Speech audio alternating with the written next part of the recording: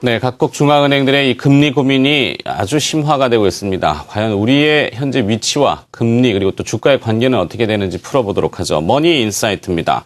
대한금융경제연구소의 정명수 부소장 함께합니다. 안녕하십니까? 안녕하십니까? 금리 어떻게 보십니까? 네. 자, 이 금리 얘기하기가 좀 민망스럽습니다. 중앙은행의 독립성과 그다음에 존엄성에 대해서는 뭐 어떻게 얘기할 수는 없는 부분인데 흐름이 각국의 중앙은행들은 시장과의 소통을 통해서 뭐 주시장이 반응을 하고 있고 우리 중앙은행은 시장하고는 맞서고 있는 것 같은데 어떻게 느끼시는지 모르겠습니다. 네, 지난번 ADB 그 회담에서 김 총재가 또 뭐 금리 동결을 시사하는 말씀을 하셨기 때문에 이번 금통위도 금리 인하를 하기는 좀 어렵지 않나는 생각이 좀 듭니다. 근데 여기서 이제 생각해 볼 거는 한국은행이 금리를 동결할 때 이제 내세웠던 여러 가지 논리들 또 이제 경제 인식에 대한 부분을 좀 살펴봐야 될 텐데요. 좀 몇 가지 아쉬운 점이 사실 있습니다. 우선 이제 대외 여건이 이제 변하고 있는 것에 얼마나 잘 대응하고 있느냐를 좀 봐야 되는데요. 큰 흐름을 보면 이제 G20 회담 이후에 일본의 이제 엔저 정책은 추인을 받은 거고 그 이후에 이제 각국 중앙은행들이 그러면 그거에 대해서 어떻게 대응하고 있는지를 봐야 되는데 어제 이제 결정적으로 호주 중앙은행이 시장의 예상과는 전혀 달리 기준금리를 전격적으로 내렸습니다. 3%에서 2.75%로 내렸는데 3% 밑으로 이제 호주의 금리가 내려간 게 1960년 이후 처음이니까 이번 결정이 굉장히 어떤 역사적인 의미를 갖고 있다고 봐야죠. 사상 최저 수준입니다. 또 지난 2일에는 유럽 중앙은행 ECB가 이제 금리를 0.75에서 0.5%로 낮췄고요. 또 드라기 총재는 추가로 금리를 낮출 수 있다는 얘기를 공공연히 하고 있습니다. 이제 김 총재께서는 이제 우리나라 통화가 기축 통화가 아니니까 그런 유럽 중앙은행이나 연준이처럼 같이 금리를 낮추는 경쟁을 하기 어렵다고 말씀하셨는데 그러면 이제 다른 이머징 마켓의 중앙은행들의 움직임을 좀 보면 되겠죠. 어제 이제 호주 중앙은행이 금리를 내렸고 인도 중앙은행도 금리를 얼마 전에 내렸습니다. 7.25%에서 0.25%포인트를 낮췄습니다. 2011년 5월 이후 최저 수준이고요. 지난달에는 헝가리하고 터키도 금리를 낮췄습니다. 우리하고 경쟁하고 있는 대만의 기준금리가 1.875%인데요. 얼마 전 이제 신용등급이 올라간 필리핀 금리가 3.5%고요. 우리가 기준금리가 지금 2.75%인데 네. 과연 이런 이머징 마켓의 다른 그 중앙은행 기준금리하고 비교해서 이게 우리 금리가 어떤 수준인가 좀 냉정하게 봐야 될 필요가 있고요. 기축통화가 아니라서 금리를 못 내리겠다 이런 논리는 좀 상황 변화에 맞지 않다 이렇게 말씀드릴 수가 있겠습니다. 네. 자, 호주 중앙은행이 기준금리를 2.75%로 책정했습니다. 우리나라도 2.75% 같아졌어요.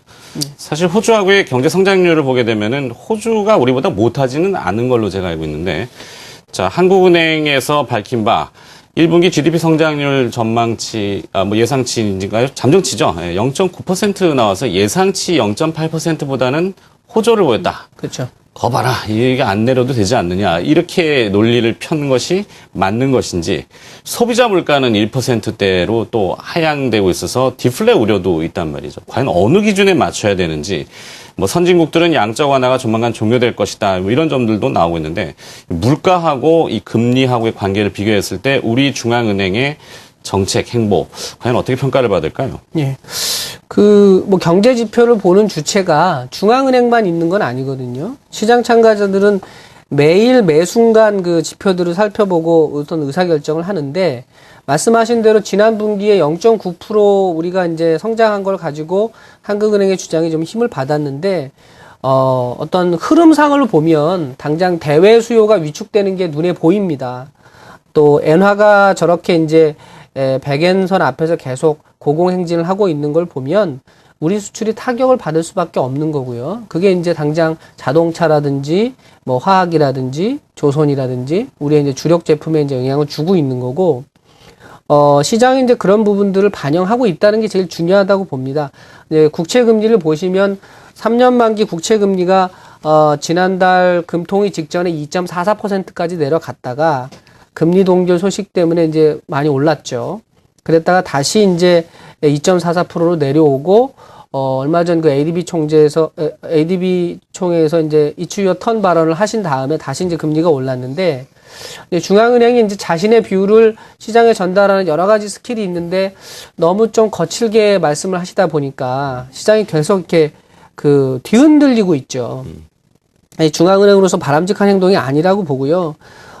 만약에 경기 회복 기대감이라든지 물가에 대한 어떤 압력을 느낀다고 하면은 시장의 금리가 이런 식으로 내려갈 수가 없습니다. 주식 시장의 반응도 뭐 코스닥 쪽의 개별 종목들이 움직이는 거하고 별개로 우리의 이제 주력이라고 하는 수출 기업들이 이렇게 주가가 낮은 상태를 한동안 이렇게 상단기간 유지하는 게 어렵거든요.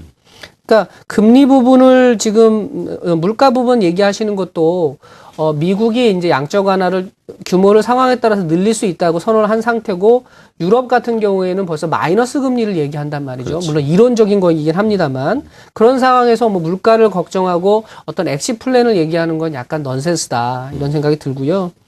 2008년 이후에 이제 글로벌 금융 위기 위에 재정 정책이나 통화 정책이 뭐 오소독스한 어떤 교과서에 쓰인 대로 되는 게 하나도 없습니다. 지금 비정형 정책이 정형화된 정책처럼 돼가고 있기 때문에 이제 교과서에 어떤 연연해서 물가라든지 이런 부분을 신경 쓴다는 거는 최신 경제 흐름을 좀 잘 못 따라가고 있다는 생각이 좀 듭니다.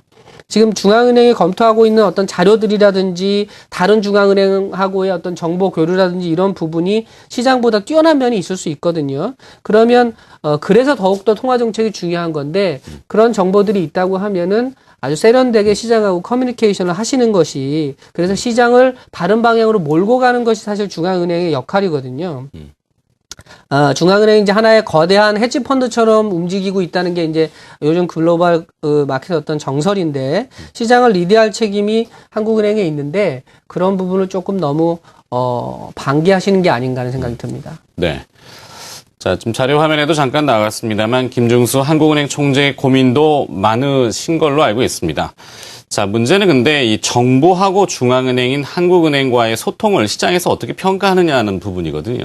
정부는 어제 17조 3천억 원 규모의 추가 경정 예산안을 통과시켰습니다. 네. 경기 부양하겠다는 얘기죠. 한국은행은 경기를 잡겠다는 얘기입니까? 이것이 어긋나니까 시장에서의 논리가 설득이 잘 안 되고 시장이 헷갈려하는 부분인데, 이런 그 정책의 혼선이라고 해야 될까요? 이걸 좀 바로 잡으려면은 소통을 좀 잘해야 될 것 같은데, 어떤 해법적인 이야기가 좀 오갈 수 있을까요? 그렇죠. 지금 김 총재님 말씀대로 하면은 이슈 턴이라는 게, 나는 6개월 전에 이미 금리를 2번 내렸으니까 더 내릴 여지가 뭐 많지 않다. 그러니까 이제 재정 정책의 차례다라는 표현이었다는 거거든요. 그런데 이제 그런 면에서 새 정부 들어서 뭐 3월, 4월 계속 금리나 압박이 들어오는 거를 통화 정책의 어떤 독립성 차원에서 계속 얘기를 하신단 말이죠.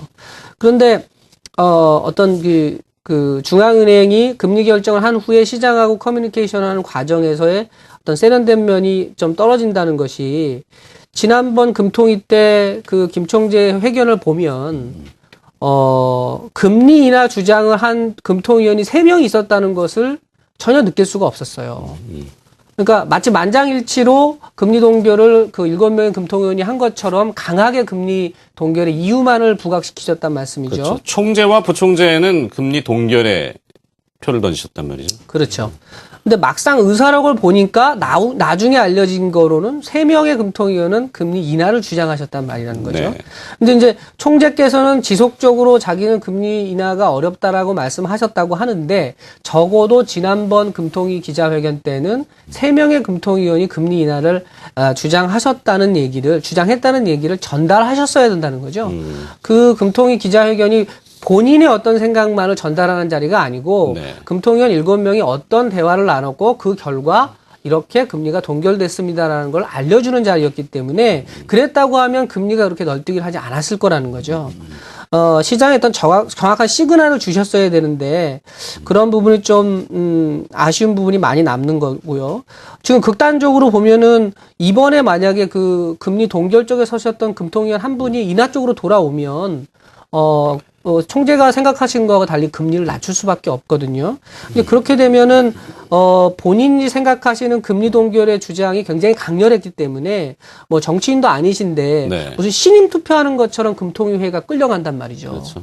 그러면 그 어떤 커뮤니케이션의 기회라든가 또 시장의 출렁거림을 좀 완화시킬 수 있는 그런 기회들을 스스로 차단하시는 결과가 되기 때문에 그런 본인이 생각하는 거하고 다른 어떤 금리 결과가 났을 때 금통위원장으로서의 리더십이 유지될 수 있겠느냐 이런 문제까지도 발생할 수 있는 거거든요. 왜 그런 식으로 극단적으로 끌고 갈 수밖에 없는가 뭐 이런 부분은 좀 아쉬움이 아주 큽니다. 네. 자, 시장 참여자들, 투자자분들의 심기가 불편한 것은 해외 증시하고의 디커플링 요소 중에 중앙은행이 다시 우리나라의 그 부분이 좀 금리 부분하고 연결이 되는 것을 좀 걱정하시는 것이죠. 자, 이번에 금리를 동결하던 인하하던 이 시장의 반응이 궁금합니다. 이번에 인하를 하더라도 실기 논란이 또 불거지면은 때를 놓쳤다. 이렇게 돼버리면 시장이 또 거칠어질 수도 있는데 시장의 반응은 어떨 거로 생각하십니까?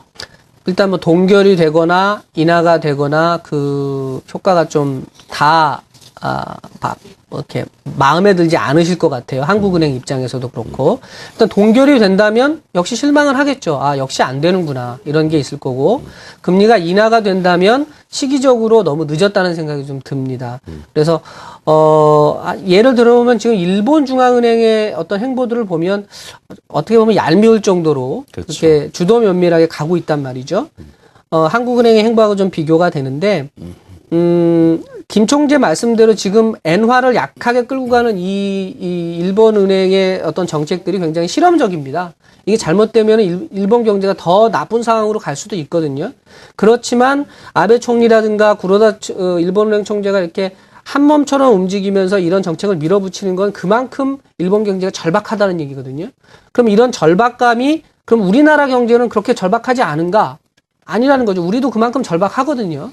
그러니까 어떤 정책의 진정성이라든가 절박감 같은 것이 전달이 돼야 되는데 그런 것이 없어서는 국제금융 시장에서 우리 상품을 사달라고 우리 시장에 투자를 해달라고 얘기하기가 어렵다는 거죠.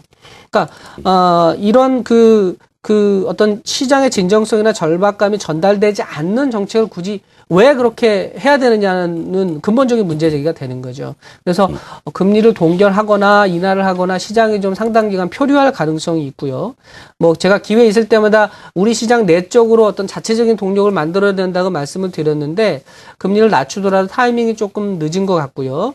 정책적인 측면에서 뭔가 기대하기에는 다소 좀 늦은 감이 있지 않나. 뭔가 새로운 어떤 그 자극이나 패러다임이 좀 필요하다 이런 생각이 듭니다. 네. 자, 벤 버냉키, 미국 연준의장의 성함입니다. 마리오 드라기, 유럽 중앙은행의 총재의 성함이죠. 구로다 하루이코, 일본 중앙은행 총재 이름까지 이제 배웠습니다. 김중수 하는 총재는 내일 어떤 반응을 내놓으실지 궁금합니다. 자, 머니 인사이트였고요. 대한금융경제연구소의 정명수 부소장이었습니다. 고맙습니다. 감사합니다.